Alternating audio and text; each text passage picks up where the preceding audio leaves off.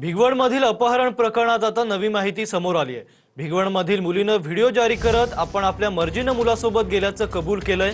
गोपीचंद पडळकर यांनी मात्र यावर शंका उपस्थित करत मुलीला जबरदस्तीने हा व्हिडिओ बनवायला लावल्याचा आरोप केलाय। इंदापुरातील भिगवणमध्ये डोळ्यात लाल तिखट फेकत आई भावासमोर मुलीचं अपहरण करण्यात आल्याचा आरोप करण्यात आला होता। मी मम्मी आणि बहीण आम्ही तिघजण लग्न शॉपिंग करून घरी निघालो होतो। त्यामुळे त्यांनी आनंद हॉटेलच्या पाठीमागे विसंगोर शेजारी तिथं आम्हाला अडवले।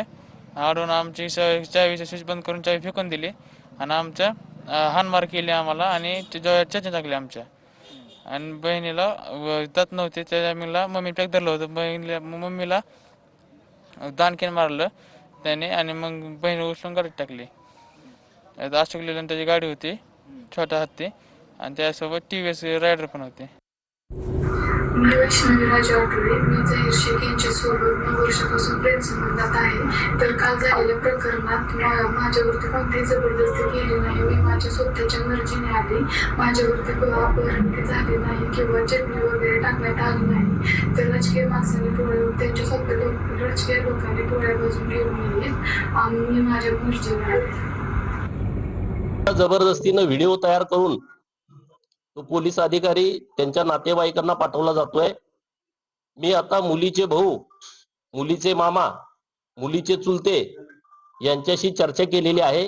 मुलीला वडील नाहीत, मुलीचं लग्न ठरलं होतं। मुलीचं लग्न पुढच्या 2-4 दिवसामध्ये होतं आणि अशा परिस्थितीमध्ये जबरदस्तीनं या मुलीचं अपहरण केलेलं आहे आणि म्हणून मी आज भिगवणला आलोय। भिगवण पोलीस स्टेशनला भेट देणार आहे आणि हिंदू समाज सर्व संतापलेला आहे, तो एकत्रित आलेला आहे आणि हिंदू जन आक्रोश मोर्चाचं आयोजन केलेलं आहे।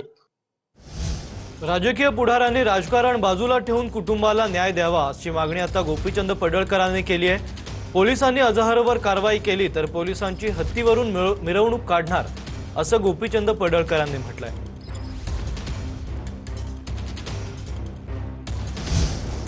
ती मुलगी आरोपीच्या ताब्यात असल्यानं स्वतःच्या मर्जीने गेल्याचं बोलते। आरोपीवर कारवाई झाली पाहिजे अशी प्रतिक्रिया आमदार संग्राम जगतापांनी दिली आहे। व्हिडिओ जबरदस्तीने बनवण्यात आल्याचा दावाही आमदार संग्राम जगताप यांनी केलाय। पर्यंत कायदेशीररित्या ती पोलीस प्रशासनाच्या समोर येत नाही तोपर्यंत हा व्हिडिओ काय अजून कुठलाही हा मोर्चा संघाचा कुठला तरी व्हिडिओ आला तर तो अजिबात ग्राह्य धरायचा नाही।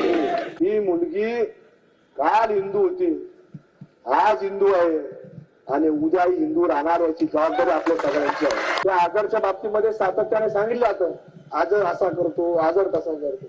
हा आजर नाही, हा आजगर झालेला आहे आणि त्याचं धाडस फक्त आणि फक्त प्रशासनाच्या सहकार्यामुळे झालं।